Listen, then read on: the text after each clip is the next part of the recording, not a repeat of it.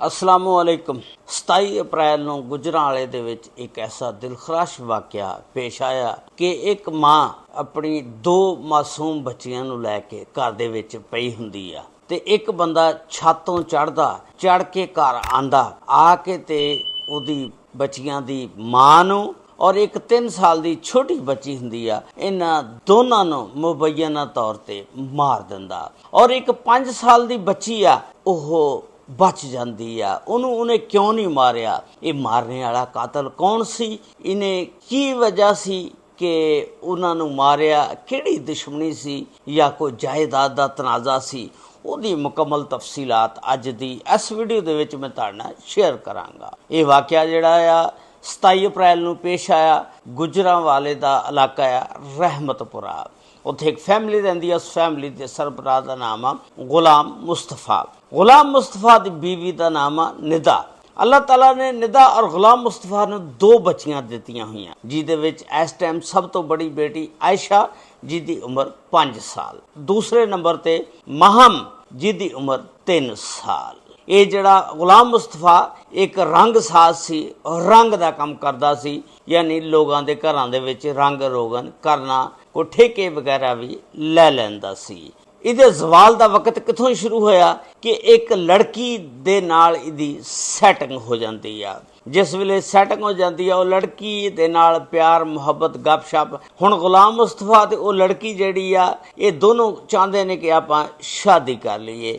ਗੁਲਾਮ ਮੁਸਤਫਾ ਕਹਿੰਦਾ ਕਿ ਮੇਰੀ ਪਹਿਲੀ ਬੀਵੀ ਵੀ ਹੈਗੀ ਆ, ਉਹਦੇ 'ਚੋਂ 2 ਬੱਚੀਆਂ ਵੀ ਨੇ, ਲੇਕਿਨ ਮੈਂ ਉਹਨੂੰ ਕਿਸ ਤਰ੍ਹਾਂ ਛੋੜਾਂ, ਤਲਾਕ ਕਿੱਦਾਂ ਦਿਆਂ? ਤੇ ਇਹ ਹੁਣ ਆਪਸ ਵਿੱਚ ਹੀ ਸਲਾਹ ਕਰਦੇ ਨੇ। ਤੇ ਖੈਰ ਇਹ ਜਿਹੜਾ ਨਾ ਗੁਲਾਮ ਮੁਸਤਫਾ ਇਹ ਘਰ ਵੀ ਘੱਟ ਆਉਣ ਲੱਗ ਪਿਆ।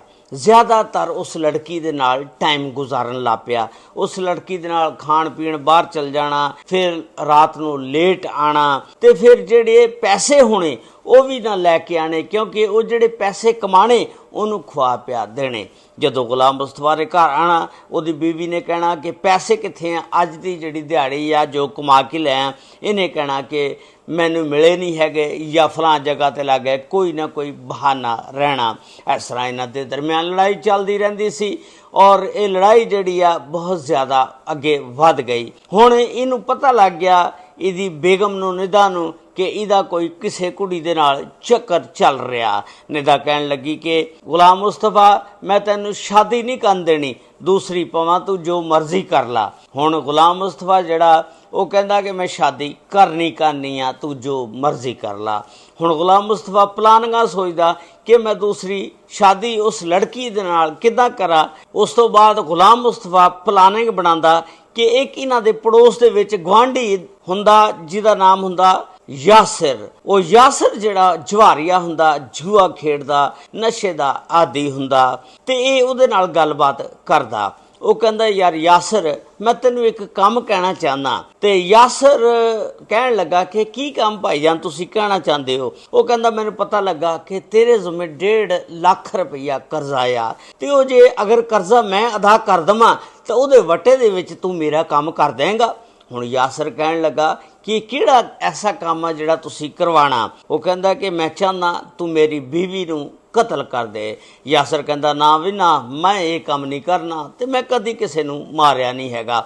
ਉਹ ਕਹਿੰਦਾ ਦੇਖ ਲਾ, ਸੋਚ ਲਾ, ਆਪਾਂ ਪਲਾਨਿੰਗ ਬਣਾਉਂਦੇ ਆ, ਤੂੰ ਪਕੜਿਆ ਨਹੀਂ ਜਾਏਗਾ। ਆਪਾਂ ਨੇ ਡਰਾਮਾ ਹੀ ਐਸਾ ਕਰਨਾ ਕਿ ਉਹਨੂੰ ਆਪਾਂ ਰੰਗ ਡਕੈਤੀ ਦਾ ਦੇ ਦੇਣਾ। ਤੇ ਉਹਨੂੰ ਦੱਸਿਆ ਕਿ ਕੀ ਕਰੀਏ। ਉਹਨੇ ਕਿਹਾ ਇਸ ਤਰ੍ਹਾਂ ਕਰ ਕਿ ਮੈਂ ਜਦੋਂ ਡਿਊਟੀ ਤੇ ਚਲ ਜਾਵਾਂਗਾ ਨਾ, ਤੂੰ ਆਪਣੀ ਛੱਤ ਦੀ ਦੀਵਾਰ ਟੱਪ ਕੇ ਮੇਰੀ ਛੱਤ ਵੱਲ ਆ ਜੀ, ਤੇ ਮੈਂ ਉੱਤੇ ਮਮਟੀ ਦਾ ਜਿਹੜਾ ਦਰਵਾਜ਼ਾ ਉਹ ਕੋਲ ਖੋਲ ਕੇ ਛੱਡ ਜਾਵਾਂਗਾ। ਤੂੰ ਉਸ ਦਰਵਾਜ਼ੇ ਥਾਣੀ ਅੰਦਰ ਆਈ, ਆ ਕੇ ਤੇ ਮੇਰੀ ਬੀਵੀ ਨੂੰ ਮਾਰਦੀ ਤੇ ਜਾਣ ਲੱਗਾ ਸਮਾਨ ਜਿਹੜਾ ਉਹ ਸਾਰਾ ਖਿਲਾਰ ਜਾਈ, ਤੇ ਉਸ ਤੋਂ ਬਾਅਦ ਫਿਰ ਤੂੰ ਨਾ ਉਹਦੇ ਬਾਲੀਆਂ ਪਾਈਆਂ ਹੋਣੀਆਂ, ਉਹ ਬਾਲੀਆਂ ਵੀ ਖੋਲ ਲਈ। ਉਹ ਕਹਿੰਦਾ ਠੀਕ ਹੋ ਗਿਆ ਜੀ। ਉਹਨੇ ਕਿਹਾ ਮੈਨੂੰ ਐਡਵਾਂਸ ਦੇ ਦੇ।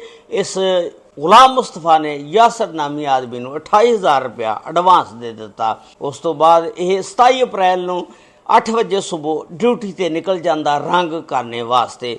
ਉਸ ਤੋਂ ਬਾਅਦ ਦਿਨ ਨੂੰ 11 ਵਜੇ ਫੋਨ ਕਰਦਾ ਆਪਣੀ ਬੀਵੀ ਨੂੰ ਕਿ ਕੀ ਕਰ ਰਹੀ ਆ। ਉਹਦੀ ਬੀਵੀ ਕਹਿ ਰਹੀ ਕਿ ਮੈਂ ਕੰਮ-ਕੁਮ ਕਰਕੇ ਸੋਈ ਹੋਈ ਆ ਤੇ ਦੂਸਰੀਆਂ ਬੱਚੀਆਂ ਜਿਹੜੀਆਂ ਨੇ ਦੋ, ਉਹ ਦੋਨੋਂ ਦੂਸਰੇ ਕਮਰੇ ਸੁੱਤੀਆਂ ਪਈਆਂ ਨੇ, ਖੇਲਦੀਆਂ ਸੀ, ਉਹ ਵੀ ਸੋ ਗਈਆਂ, ਮੈਂ ਵੀ ਸੁੱਤੀ ਪਈ ਆ। ਇਹ ਕਹਿੰਦਾ ਚਲੋ ਠੀਕ ਆ, ਮੈਂ ਖੈਰ ਖਰੀਅਤ ਦੀ ਖਬਰ ਲੈਣੀ ਸੀ। ਉਸ ਤੋਂ ਬਾਅਦ ਇਹ ਫੋਨ ਬੰਦ ਕਰ ਦਿੰਦਾ, ਚੁੱਕਦਾ ਯਾਸਰ ਨੂੰ ਫੋਨ ਕਰਦਾ ਔਰ ਯਾਸਰ ਨੂੰ ਕਹਿੰਦਾ ਕਿ ਹੁਣ ਤੂੰ ਇਸ ਤਰ੍ਹਾਂ ਕਰ, ਚਲੇ ਜਾ ਘਰ, ਮੈਂ ਫੋਨ ਕਰਕੇ ਪਤਾ ਕੀਤਾ ਬੇਗਮ ਕੱਲਿਓ ਪਈ ਆ ਤੇ ਤੂੰ ਨਿਕਲ ਜਾ। ਇਹ ਯਾਸਰ ਜਿਹੜਾ ਆਪਣੀ ਛੱਤ ਦੀ ਦੀਵਾਰ ਫਲਾਂਗ ਕੇ ਉਹਨਾਂ ਦੀ ਛੱਤ ਤੇ ਜਾਂਦਾ, ਮਮਤੀ ਥਾਣੀ ਕਮਰੇ ਦੇ ਵਿੱਚ ਜਿੱਥੇ ਉਹ ਪਈ ਹੁੰਦੀ ਆ ਉੱਥੇ ਆ ਜਾਂਦਾ। ਆ ਕੇ ਸਭ ਤੋਂ ਪਹਿਲਾਂ ਉਹਨੂੰ ਕਾਬੂ ਕਰਦਾ ਔਰ ਬੰਨ ਕੇ ਤੇ ਫਿਰ ਦੱਸਦੇ ਨੇ ਕਿ ਮੁਬੱਯਨਾ ਤੌਰ ਤੇ ਉਹਦੇ ਨਾਲ ਜਿਨਸੀ ਜ਼ਿਆਦਤੀ ਵੀ ਕਰਦਾ। ਉਸ ਤੋਂ ਬਾਅਦ ਜਦੋਂ ਉਹਨੇ ਜ਼ਿਆਦਤੀ ਕਰ ਲਈ, ਉਸ ਤੋਂ ਬਾਅਦ ਮੁਬੱਯਨਾ ਤੌਰ ਤੇ ਛੁਰੀ ਦੇ ਨਾਲ ਉਹਦਾ ਗਲਾ ਵੱਢ ਦਿੰਦਾ ਔਰ ਉਹਦੀਆਂ ਵਾਲੀਆਂ ਵੂਲੀਆਂ ਵੀ ਲਾ ਕੇ ਲੈ ਜਾਂਦਾ। ਜੋ ਹੀ ਇਹ ਉਤਰਨ ਲੱਗਦਾ, ਉਧਰੋਂ ਬੱਚੀ ਜਿਹੜੀ ਆ ਉੱਠ ਖੜਦੀ ਆ, ਇੱਕ ਮਹਮ ਜਿਹੜੀ 3 ਸਾਲ ਦੀ ਆ। ਉਹ ਕਹਿੰਦੀ ਅੰਕਲ ਯਾਸਰ ਤੁਸੀਂ, ਉਹ ਅੰਕਲ ਯਾਸਰ ਦਾ ਨਾਮ ਲੈਣਾ ਸੀ। ਉਹ ਡਰ ਗਿਆ ਕਿ ਇਹ ਬੱਚੀ ਨੇ ਮੈਨੂੰ ਪਹਿਚਾਣ ਲਿਆ।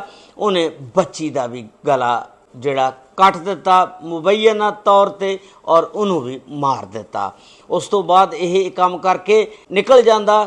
ਉਸ ਤੋਂ ਬਾਅਦ ਉਹਦਾ ਸ਼ੌਹਰ ਜਿਹੜਾ 2 ਵਜੇ ਜਿਸ ਵੇਲੇ ਆਂਦਾ ਆ ਡਿਊਟੀ ਤੋਂ ਬਾਅਦ, ਆ ਕੇ ਤੇ ਉਹਨੂੰ ਡਕੈਤੀ ਦਾ ਰੰਗ ਦਿੰਦਾ, ਰੋਣਾ ਪਿੱਟਣਾ ਸ਼ੁਰੂ ਕਰ ਦਿੰਦਾ, ਗਸ਼ੀਆਂ ਗੋਤੇ ਪੈਂਦੇ ਨੇ ਤੇ 15 ਤੇ ਕਾਲ ਕਰਦਾ। ਪੁਲਿਸ ਮੌਕੇ ਤੇ ਥਾਣਾ ਗਿਰਜਾਕ ਦੀ ਪਹੁੰਚ ਜਾਂਦੀ ਆ ਤੇ ਉਸ ਤੋਂ ਬਾਅਦ ਆਵਾਮ ਇਕੱਠੀ ਹੋ ਜਾਂਦੀ ਆ ਤੇ ਸਾਰੇ ਪੁਲਿਸ ਵਾਲੇ ਵੀ ਇਹਨੂੰ ਪਾਣੀ ਪੂਣੀ ਪਿਲਾਉਂਦੇ ਨੇ ਵੀ ਵਾਕਈ ਇਹ ਗਸ਼ੀਆਂ ਖਾ ਰਿਹਾ, ਡਰਾਮੇ ਗਿਰੀ ਕਰ ਰਿਹਾ।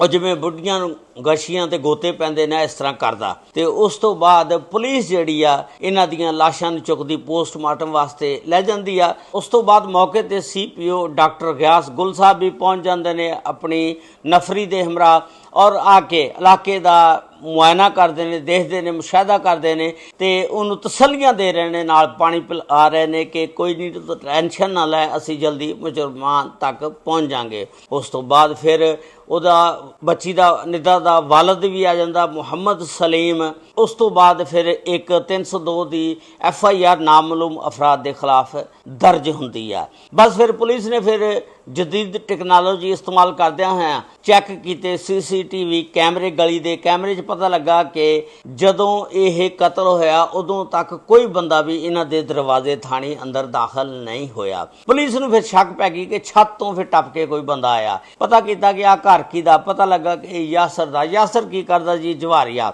ਪੁਲਿਸ ਨੂੰ ਪਹਿਲਾਂ ਹੀ ਉੱਤੇ ਸ਼ੱਕ ਸੀ। ਪੁਲਿਸ ਨੇ ਯਾਸਰ ਨੂੰ ਫੜਿਆ, ਜਿਸ ਵੇਲੇ ਉਹਦੀ ਤਫਤੀਸ਼ ਕੀਤੀ ਆਪਣੇ ਅੰਦਾਜ਼ ਦੇ ਵਿੱਚ ਤੇ ਉਹ ਫਰ ਬੋਲਣ ਲੱਗ ਪਿਆ। ਫਿਰ ਉਹਨੇ ਗੁਲਾਮ ਮੁਸਤਫਾ ਦਾ ਵੀ ਦੱਸਤਾ ਕਿ ਇਹਨੇ ਮੈਨੂੰ 1.5 ਲੱਖ ਦੇਣ ਦਾ ਕਿਹਾ ਸੀ, ਮੇਰੇ ਉੱਤੇ ਕਰਜ਼ਾ ਸੀ। ਤੇ ਪੁਲਿਸ ਨੇ ਫਿਰ ਇਹਨਾਂ ਦੋਨਾਂ ਨੂੰ ਪਕੜ ਲਿਆ, ਗ੍ਰਿਫਤਾਰ ਕਰ ਲਿਆ।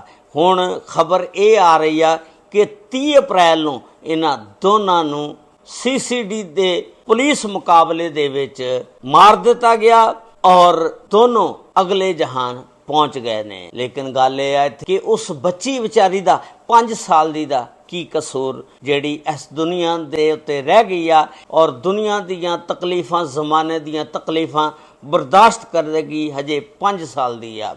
ਇਸ ਵੀਡੀਓ ਦੇ ਬਾਰੇ ਦੇ ਵਿੱਚ ਤੁਸੀਂ ਆਪਣੀ ਰਾਏ ਦਾ ਇਜ਼ਹਾਰ ਜ਼ਰੂਰ ਕਰਨਾ ਔਰ ਨਾਲ ਚੈਨਲ ਨੂੰ ਸਬਸਕ੍ਰਾਈਬ, ਲਾਈਕ ਔਰ ਸ਼ੇਅਰ ਜ਼ਰੂਰ ਕਰ ਦੇਣਾ। ਅਗਰ ਇਹ ਵੀਡੀਓ ਤੁਸੀਂ ਫੇਸਬੁੱਕ ਪੇਜ ਤੇ ਦੇਖ ਰਹੇ ਹੋ ਤਾਂ ਫੇਸਬੁੱਕ ਪੇਜ ਨੂੰ ਫਾਲੋ ਜ਼ਰੂਰ ਕਰ ਲੈਣਾ। ਅੱਲਾਹ ਤਾਲਾ ਸਭ ਤੇ ਰਹਿਮਤਾਂ ਫਰਮਾਏ। ਅੱਲਾਹ ਤਾਲਾ ਸਭ ਨੂੰ ਆਪਣੇ ਹਿਫਜ਼ੋ ਮਾਨ 'ਚ ਰੱਖੇ। ਅਸਲਾਮੁ ਅਲੈਕੁਮ ਵਰਹਿਮਤੁல்லாਹਿ ਵਬਰਕਾਤੁਹੂ।